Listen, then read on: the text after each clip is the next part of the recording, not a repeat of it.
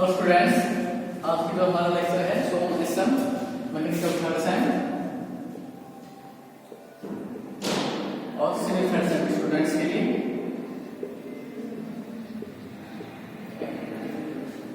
इस लेक्चर के अंदर सोम सिस्टम के अंदर हमने जो लास्ट टॉपिक किया था आपका वो था डिफरेंट मॉडल्स ऑफ इलास्टिसिटीज और रेशियो। तो मॉडल्स ऑफ इलास्टिसिटीज के बीच में जो रिलेशन थी, क्या क्या रिलेशन थी? E is equal to 2G, E is equal to 2G into 1 plus 1 upon m। 1 upon m क्या होता है? हमने 1 upon m क्या होता है? Poisson ratio. 1 upon m क्या होता है? पॉइजन रेशियो, जिसको हम म्यू से भी डिनोट कर सकते हैं। जिसको हम क्या लिख सकते हैं? E is equal to 2G into 1 plus m। Okay, second जो रिलेशन थी वो क्या थी? E is equal to 3K into 1 minus 2 upon m। 1 minus 2 upon m यानी कि E is equal to 3K into 1 minus में 2। ठीक है। थर्ड जो रिलेशन है वो क्या है? E is equal to 9 kg upon 3K plus g। E is equal to 9 kg upon 3K plus g। तो ये जो तीन रिलेशंस हैं डिफरेंट मॉडल्स ऑफ इलास्टिसिटीज के बीच में, ये जो तीन रिलेशंस हैं, ये तीन रिलेशंस आपको इंपॉर्टेंट हैं।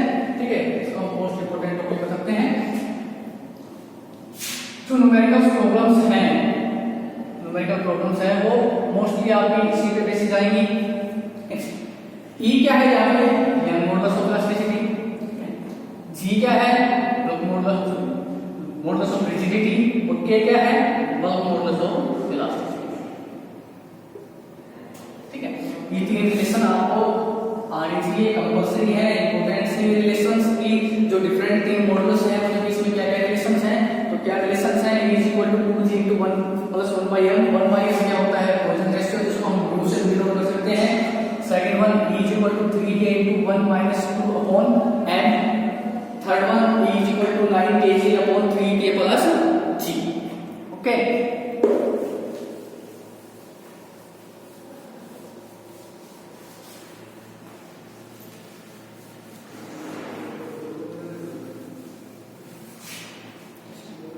आगे देखिए, हमने कराया था दूसरा क्या करा था? Stress is directly proportional to strain. Stress is directly proportional to strain. Stress upon strain constant. Stress upon strain equal to, ये रिलेशन राइट हो है दूसरा से। Stress upon strain equal to, ये क्या है यहाँ पर? कांस्टेंट ऑफ प्रोपोर्शनलिटी यानी कि मॉडुलस ऑफ इलास्टिसिटी, यानी मॉडुलस ऑफ इलास्टिसिटी। ठीक है, मॉडुलस ऑफ इलास्टिसिटी ये क्या है? यंग्स मॉडुलस ऑफ इलास्टिसिटी यानी कि simple stress upon simple strain.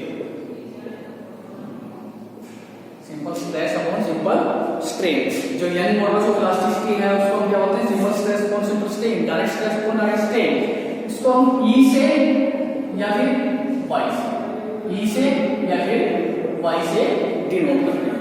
E से या फिर Y से क्या करते हैं? इसको हम डिनोट करते हैं। ठीक है, तो यहां से देखिए आप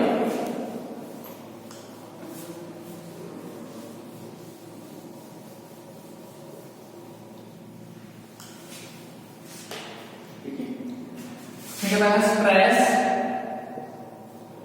upon strain is equal to E, that's modulus of elasticity. ठीक है, स्ट्रेस क्या होती है? Stress is equal to P by A या W by A। Stress is equal to P by A, W by A, note for unit area. Strain क्या होती है? Change in length upon original length. Strain क्या होती है? Change in length upon original length. तो हम क्या लिख सकते हैं? स्ट्रेस लिखते हैं P by A स्ट्रेन की जगह लिख सकते हैं change in length upon original length. ये किसके बराबर होगा? Modulus of elasticity. क्या रिलेशन थी? Stress upon strain is equal to E modulus of elasticity. Stress की जगह हमने क्या लिख दिया? P by A load per unit area. Strain क्या होती है? Change in length upon original length, change in length upon original length. तो क्या लिख सकते हैं इसको आगे? ये वाली टर्म कहां जाएगी? यहाँ। ये टर्म कहां जाएगी? यहाँ। तो इसको हम क्या लिखेंगे आगे? P into L upon A into del L is equal to E is equal to E। ठीक है,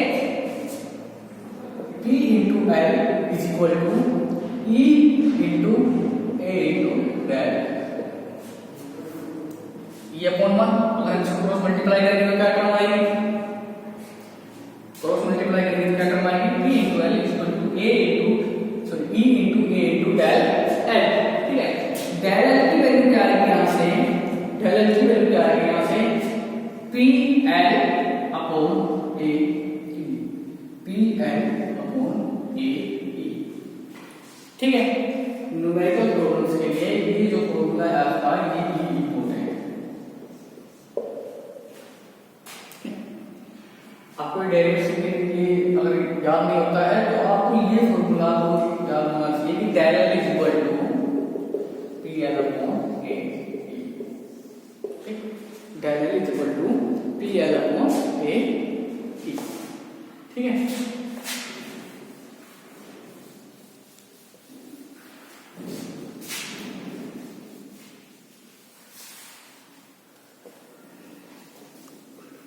कुछ न्यूमेरिकल प्रॉब्लम सॉल्व करते हैं इसी के बेसिस पे। न्यूमेरिकल है हमारे पास सर्कुलर स्टील बार और 20 mm का carry a tensile load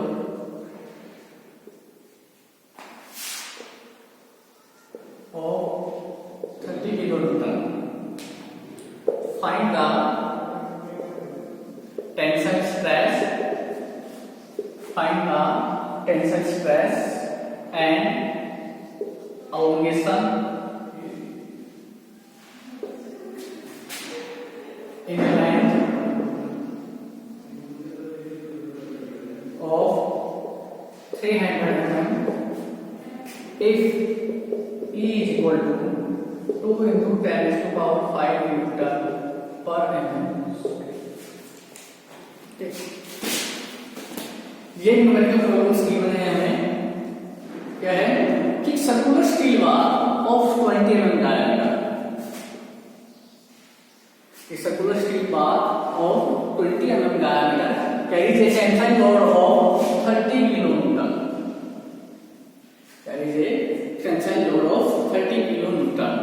Find the tensile stress and elongation in a length of 300 mm if E is equal to 2 into 10 raised to power 5 Newton per mm। ठीक है, तो numerical problem solve करने के लिए सबसे पहले जो गिवन डाटा है हम उसको राइट करेंगे। तो गिवन डाटा क्या करेंगे हमारे पास कि जो स्टील बार कैसा स्टील बार है? सर्कुलर स्टील बार है। सर्कुलर स्टील बार का जो डायमीटर है क्या कहते हैं? Diameter. Diameter of circular steel bar कितना है? 20। ओके, नेक्स्ट वन क्या करेंगे है? लोड। लोड कितना है? 30 किलो न्यूटन। कितना हो गया? 30 into 10 raised to power 3 30 into 10 raised to power 3 Newton. तो इसको हम स्टैंडर्ड टर्म में लेंगे तो स्टैंडर्ड टर्म के हाफ में न्यूटन है, इस किलो न्यूटन को हम न्यूटन में कन्वर्ट करेंगे तो कितना हो गया? 30 into 10 raised to power 3 Newton. Next चीज क्या देखी है? ये लेंथ ऑफ 300 mm। लेंथ कितनी है? लेंथ L कितनी है? 300। ठीक है, नेक्स्ट वन क्या लिखा है? E Young's modulus. Young's modulus क्या लिखा है आपको? E is equal to 2 into 10⁵ Newton पर mm²। ओके, न्यूमेरिकल के अंदर हमें क्या होता है कि सबसे पहले हम क्या करेंगे कि जो गिवन टर्म्स हैं उन टर्म्स को लिखेंगे, ठीक है। उसके बाद जो हमसे पूछ रहा है, जो चीज हमसे पूछ रहा है, तो हमसे क्या पूछ रहा है ये टेंसाइल स्ट्रेस, यानी हमसे क्या पूछ रहा है ये स्ट्रेस, ठीक है। नेक्स्ट एंड एलोंगेशन, उसके साथ साथ क्या पूछ रहा है एलोंगेशन, एलोंगेशन यानी कि टेलर, ठीक है। हमें ये चार चीजें दी हुई है, डायमीटर दे रखा है, लोड दे रखा है, लेंथ दे रखा है और ई यानी मॉडुलस की वैल्यू दे रखी है। हमसे पूछ क्या रहा है स्ट्रेस पूछ रहा है और एलोंगेशन यानी कि सिग्मा स्ट्रेस और टेलर की वैल्यू पूछ रहा है, ठीक है। सबसे पहले हमने गिवन टर्म लिख दी, उसके बाद जो पूछ रहा है हमसे वो लिख दिया हमने। अब आगे क्या करना है कि सबसे पहले हमें ये देखना है कि जो गिवन टर्म्स हैं हमारे पास उनके अंदर क्या सभी यूनिट सेम हैं। जो गिवन टर्म्स हैं हमारे पास उसके अंदर क्या सभी यूनिट सेम हैं। जैसे कि ये mm में है, ये भी mm में है, ये भी mm में है, मतलब गिवन टर्म्स में सब चीजें सेम है। ये न्यूटन में है, सॉरी ये किलोमीटर में था, इसको हमने न्यूटन में कन्वर्ट कर दिया, ये भी न्यूटन में और ठीक है। तो यूनिट्स हमारी क्या हो गई सेम। अगर ये यूनिट सेम नहीं है तो इसको हमने क्या करना पड़ता चेंज करना पड़ता। अगर मान लो यहाँ पर 20 सेंटीमीटर दे रखा होता तो इसको हम mm में कन्वर्ट करते, क्योंकि बाकी जो टर्म है आपके पास वो किसमें है mm में है, ठीक है। तो सबसे पहले हमने गिवन डाटा को लिख दिया, उसके बाद उसके यूनिट्स को हमने सेव कर दिया। अब हमसे पूछ क्या रहा है, हमसे पूछ रहा है स्ट्रेस, क्या चीज पूछ रहा है हमसे स्ट्रेस। तो स्ट्रेस का फॉर्मूला हमें पता होना चाहिए। स्ट्रेस का फॉर्मूला क्या है P/A यानी कि load upon area, load upon area. तो जो गिवन टर्म है उसके अंदर हम देखेंगे कि हमारे पास लोड या एरिया इनमें से कोई सी चीज गिवन टर्म है, तो यहां से हमारे पास गिवन टर्म के अंदर लोड जो है आपका क्या है गिवन है। लोड क्या है गिवन है, तो लोड गिवन है तो लोड को हमें कैलकुलेट नहीं करना, हम क्या चीज कैलकुलेट करेंगे यहां से अब एरिया, क्योंकि एरिया हमारे पास गिवन नहीं है। तो क्या चीज करेंगे हम कैलकुलेट एरिया। अब देखिए आपका जो बार है वो कैसा है सर्कुलर बार है, कैसा बार है सर्कुलर बार है। तो सर्कुलर का एरिया क्या होता है, क्या होता है area pi r square, pi r square, वैसे हम बोले पाई बाय 4 डी स्क्वायर, ये होता है ना पाई आर स्क्वायर या फिर पाई बाय 4 डी स्क्वायर। तो हमारे पास क्या दे रखा है डायमीटर दे रखा है, डायमीटर दे रखा है, डी की वैल्यू दे रखी है, तो एरिया हम यहां से आसानी से कैलकुलेट कर सकते हैं। एरिया क्या होगा पाई बाय 4 इंटू डी की वैल्यू कितनी है 20, पाई बाय 4 इंटू 20 स्क्वायर, यानी कि एरिया कितना है आपके पास पाई की वैल्यू कितनी है 3.14 अपॉन 4, 20 स्क्वायर कितना आया 20 इंटू 20 इंटू 20, तो एरिया कितना हो गया 3.14 अपॉन 4 इंटू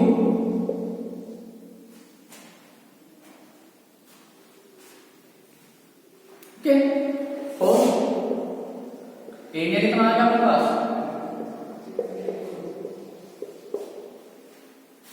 कितना आया 314 mm स्क्वायर, क्योंकि ये हमारा गन में था तो एरिया क्या है आपके पास 314 mm स्क्वायर, ठीक है।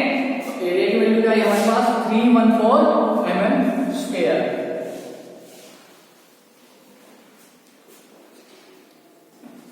लोड की वैल्यू क्या है हमारे पास, P की वैल्यू क्या है हमारे पास 3 × 10⁻³ न्यूटन। एरिया की वैल्यू क्या है हमारे पास 314 mm स्क्वायर, ठीक है। जो स्ट्रेस है स्ट्रेस क्या होती है लोड अपॉन एरिया, तो स्ट्रेस क्या है यहां से 30 × 10⁻³ अपॉन 314 न्यूटन, ये क्या है mm स्क्वायर, 30 × 10⁻³ अपॉन 314। तो ये कितनी आएगी आपके पास, ये आएगी nearly equal to 96, nearly equal to 96 newton per mm square. ठीक है, आप इसको एग्जैक्ट कैलकुलेट कर सकते हो। तो एग्जैक्ट कैलकुलेट अगर हम करेंगे कैलकुलेट सहायता से तो 95.78 के लगभग आएगा। तो इसलिए हम इसको क्या लिख दिया, लमसम करके is equal to 96 newton per mm square. ठीक है, तो हमसे क्या चीज पूछी गई है, स्ट्रेस और एलोंगेशन। तो स्ट्रेस हम कैलकुलेट कर सकते हैं, स्ट्रेस हमने कैलकुलेट कर दी है। स्ट्रेस कितनी है हमारी 96 newton per mm square. Next जो चीज है,